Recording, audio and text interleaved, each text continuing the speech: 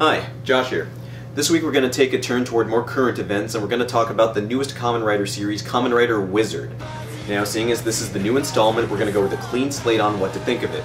Personally, I was hoping for a writer that would be a little more manly, like say Hibiki or even Date, but I guess current trends still prevail. Thankfully, it's not disappointing. Speaking of which, I should probably fill you in on what this new series is about. Our story this time revolves around Haruto Soma. Having survived a mysterious ritual that sacrificed innocent people to give birth to the monsters of the series, called Phantoms, Haruto gained the power to control magic. He is then approached by a white mage-looking guy, and tasked to defeat the Phantoms by using the Wizard Ring and Wizard Driver. The thing that I find that's great about this is the fact that the belt can be viewed as a reward for Haruto's having overcome an obstacle or hardship. In his specific case, it's restraining the dragon-like phantom inside him from being created, which would kill him in the process. There's an actual reason for him having the belt. Thank you! I'm happy to say the show has a lot going for it. For starters, the suit design. It takes certain aesthetics from older writers and integrates them without looking too much like a knockoff of an older writer. It's got flash, but it's not overly busy. It's clean. And in the end, clean always looks nicer. To give credit where credit is due, I referenced the 1989 Batman movie. Now, for all the inaccuracies in it, there's something that Tim Burton got right, and that's that he didn't wait too long to get to the action and to set up the tone. Quite similarly, in Wizard, we don't have to wait for him to learn how to fight or get his powers. 5 minutes in, and we see our guy in suit and at work. This shows that the character is more than capable, and to me that makes him more appealing. So let's talk style here. Right off the bat, we see that Wizard has graduated from the Black Dynamite school of busting a cap. And yes folks, he's using a gun blade, as if we didn't have enough of those already. His weapon looks similar in design to that of Lightning's in Final Fantasy XIII, but surprisingly, the implementation isn't that bad. His fighting style is flashy, yet functional, and the wirework has been cleaned up from the awful display seen throughout the last series. A good chunk of the bad wirework you see in Toku comes from miscalculating the lift, movement, and airtime. Here, it's just where it needs to be without ruining the suspension of disbelief.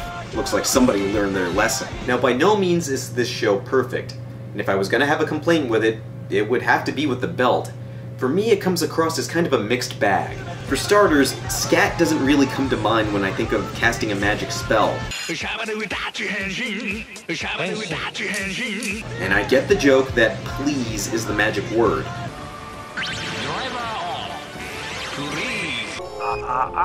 You didn't say the magic word.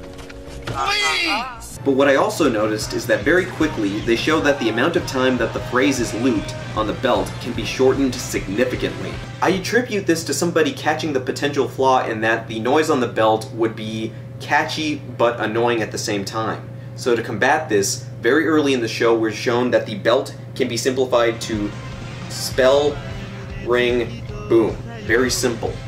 Like any good RPG, this will pay off in the long run as far as spellcasting time is concerned. The supporting cast rounds out fair enough. All the familiar types are there, the heroine, comic relief, various weirdos, etc. I won't get too in-depth with those characters seeing as the show just started, but I will say they've given themselves enough room to grow. I can only hope that they go further with them than they did in the last series. And of course we have our new villains, the Phantoms. No, not that kind of phantom. The Phantoms feed on people's despair, kill them, and then take their appearance. The Phantom's stained glass face in human form is evocative of the effect used for the Fangaya from Kamen Rider Kiva. Now I must note that Wizard and Kiva do seem to have a bit in common here. The look of the hero, the fantasy aspect, the usage of dragons, and somewhat the font of the title. Now if this is an attempt to retread ground that Kiva tried to cover, I actually welcome it. Just like this, it wasn't a perfect series, but there were some things that could have been done better. Admittedly, I will go on record right now as saying, I'm fine with that, so long as they keep away from the one thing that I believe ruined Kiva, which was time travel. This was a fantasy series, we didn't need time travel. We had a whole series for that before then. Now aside from that, I like that there's so much in Wizard that harkens back to themes that already worked in older series. Now based off the older series, let's go down a checklist to see how much ground Wizard has covered in just 3 episodes. Tragedy? Check. Loss of humanity to get powers? Check. Death? Check. Villains as tangible threats? Check. Small helpful robots? Ugh. Check. Involvement with the police/authorities? Check. Not waiting over 10 episodes to introduce your grunts? Check. Bike action? Check. And that rider kick? Just yes! Check! It's equal parts old and new school.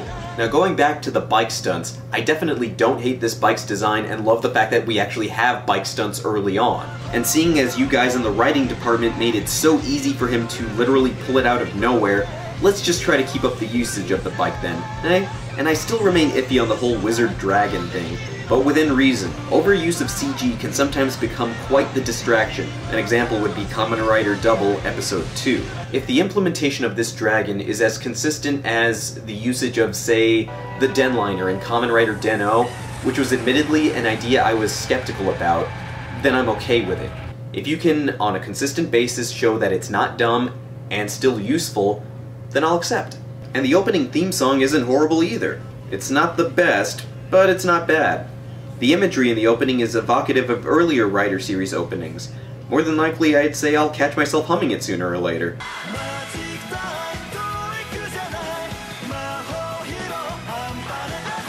So overall, I would have to say that the diagnosis for Kamen Rider Wizard is acceptable, even hopeful.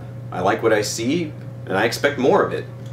But that covers it for this video. I'm Josh, and I'll talk to you guys later.